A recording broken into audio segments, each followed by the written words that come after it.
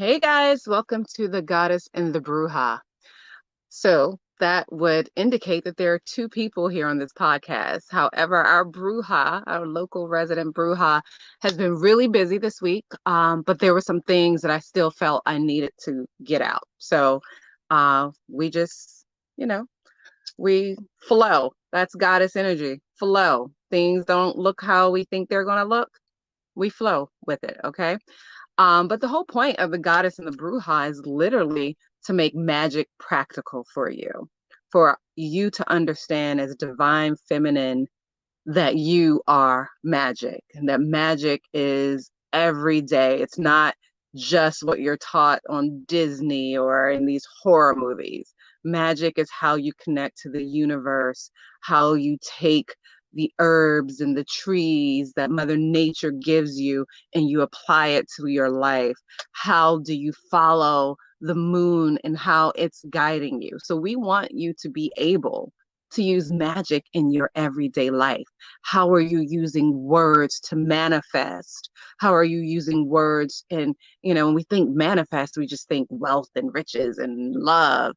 How are you using wealth to manifest beautiful vibrational energies and frequencies, right? So that's essentially what we're going to be doing with this podcast. I, however, have some upcoming offerings. And, we say offerings because there's what I do comes from divine purpose and drive and love. So it's my offering to you. It's not my job. It's something I want to share. And one of these things is the Red Mystic Retreat. And the Red Mystic Retreat is for every goddess. However, it's especially for those who have been feeling stuck in the mundane, right? And mundane is not bad. It's just because when you find magic in the mundane, then you've really evolved. But you've gotten stuck in a rut, but you know that there's so much more out there. There's so much more in there.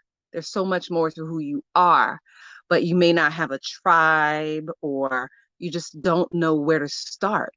So the thing with the Red Mystic Retreat is the magic you seek is already within you.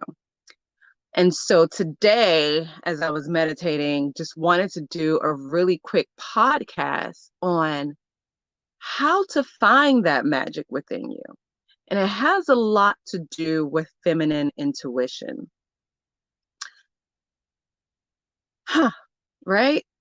A lot of times in the past, when we're like, I just got this feeling, especially when it comes to catching someone doing something unsavory to us behind our backs. I just got this feeling that you're not being faithful or you're doing this. And then, people would laugh you off or, shame you for that intuition. Um, long time ago, ancient times. And I pretty much operate in ancient times as I trace my lineage, as I connect with my ancient ancestors more than my recent ones. Your intuition, if you did not have intuition, you did not serve on the royal staff as an elder or someone to uh, look to for wisdom. That's that recent times. We like to say modern day.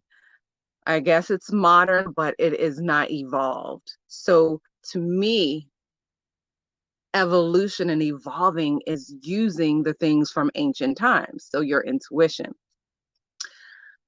And everyone has intuition, right? But let me just be clear that my focus and my purpose at this point in my life, maybe it'll change, is the divine feminine. It is the women. So I'm talking to those of you who operate and have a womb space.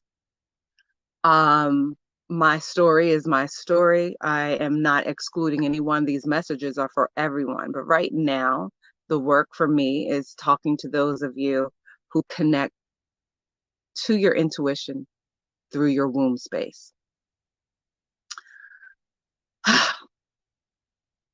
I attribute every fiber of the being that I am right now and where I am right now in this work to my womb. Scientifically, as a woman, I revel at the fact that I was in my mother's womb when she was in her mother's womb. So I was in my grandmother's womb. And as you trace that back and back and back and back, that is how we connect and communicate and receive divine downloads. It's not the only way, but it is, for me, the fastest way. And it make, I don't want to do the whole divine masculine or, talk about patriarchy every time, but it makes sense that things would be passed down through the mother, through the matriarch, through the maternal lineage, just off that biologically. Okay. So anyway, for me, how I connect very quickly through my ancestors is to my ancestors, is particularly the ancient ones, is through being divinely connected to my womb. And I didn't know where to start with that, but I did do the Sacred Woman program with Queen Afua, Queen Mama Afua, Queen Mother. And that's where I learned to begin to meditate to my womb. And that meditation, journaling, writing letters to my womb, the womb who I'd been neglecting and not listening to, not letting her lead, shutting her out, making decisions from here and not from here for there. And so once I began that process and then began to, when I meditate, that for me is a whole process of living. It is how I eat, because I've expressed this before. If I eat sugar, processed sugar, refined sugar, I do not meditate. I don't even try anymore, because I'm just like, what? Oh. So yeah, no. So the process of noticing what foods make me feel deeply connected to my womb, what conversation, whether it's drinking a womb tea, having a ritual, and we're going to go through that too, the importance of rituals, but connecting to my womb so that I can hear her. And a few years ago, I began to hear her. And those of you who knew me before, a lot of changes here, know that my womb, my ancestors spoke through my womb and named me. So my name is my spiritual name. So that's one thing. Begin to meditate, connect with your womb. If you don't physically want to have sex with someone, don't. Absolutely no.